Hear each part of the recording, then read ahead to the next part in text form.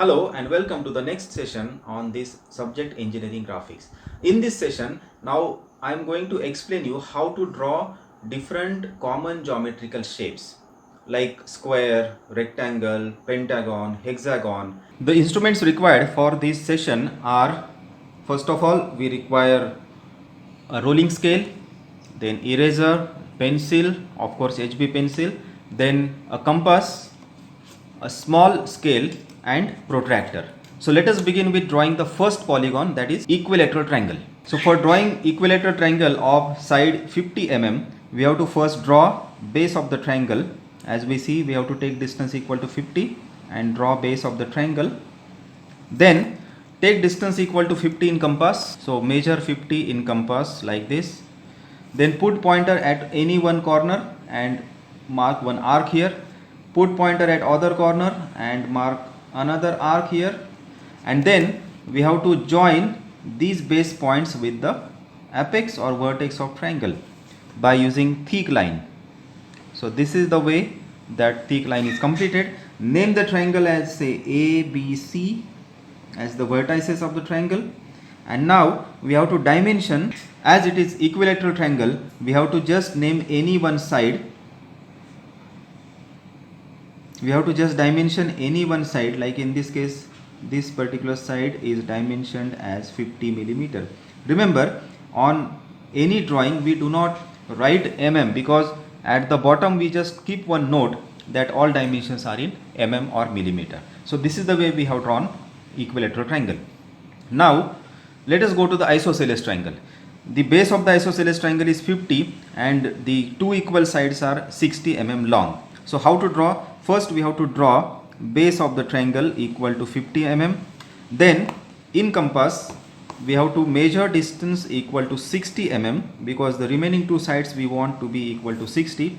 Put compass pointer at any one corner and mark one arc. Put at the other corner, mark another arc, and then join these 2 points with the vertex. So this is the way isosceles triangle is drawn. Now again, as far as dimensioning is concerned, we have to dimension base of the triangle as 50 and any one side out of the two equal sides equal to 60. Remember, here we are following unidirectional method of dimensioning. Next polygon is square of side 50 mm. So again in this case we have to first measure 50 mm in compass. Rather, directly with the scale we can draw one line at 50 mm long. Then at this particular corner I have to make an angle 90 degree. Now see how to measure that angle. We have to put this pointer of the protractor at this corner, match this line with this particular zero mark, and then from either left or right side, because it is 90 degree, so if we measure from this side equal to 90, so the point comes somewhere here, and now we have to join this point with that particular point. Just draw one faint line, or directly we can measure distance 50 in using scale and then draw that line as thick line. So this is the way, same way we have to mark 90 degree at this point like this, either from anti-clockwise or clockwise direction, and mark the point and then join this point with that particular point by measuring distance equal to 50 and then join these 2 points by thick line. Once we come to here, then we have to draw this particular line to make it a square. So this is the way we have drawn a square. Again, for dimensioning we have to show any one side of the square because it is square. So if we show dimension of any one line, that is sufficient for square. Remember, more precisely I can write this particular dimension as a symbol of square and then 50. It means that this is a square of all sides equal to 50 mm. Next polygon is pentagon. Let us see how to draw pentagon of side 30 mm. So first we have to draw one side equal to 30 like this. So one side is drawn. Now as we see, pentagon has included angle is equal to 108 degree. I am specifically writing here so that you will understand. So this angle of the pentagon is always equal to 108 degree. So what we have to do here, we have to first measure 108 degrees at corners A and E like this. So as we want this included angle 108, so this excluded angle will be 72. So you measure anyway, either you measure from this side equal to 108 or from this side equal to 72. So if we measure from this side, we have to measure it along this inside scale, and when we measure from this side 108, we have to go along this outer scale, right? So that is the difference if we measure it from this side or this side. Let us say I measure from this side, so go along this outer scale, and wherever you get 108, just mark one point here and then join this point with that particular point. But while joining, we have to take distance equal to 30 mm. So from here measure 30 and then draw this line. Similarly, on this side also we have to measure 108 and draw this particular line equal to 30 mm. And now when we arrive at points B and D, take distance equal to 30 in compass, and now put pointer of the compass at D and draw one arc.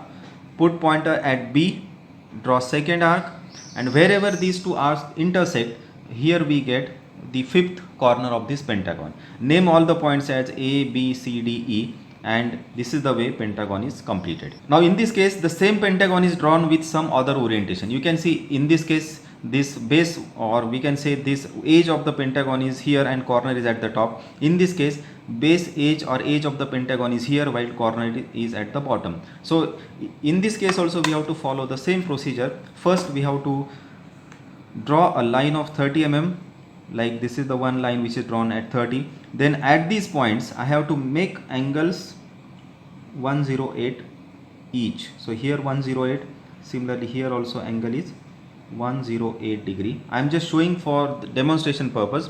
Remember, included angle is 108, so we have to use this outer scale. So along this we have to go and measure 108. It will come somewhere here.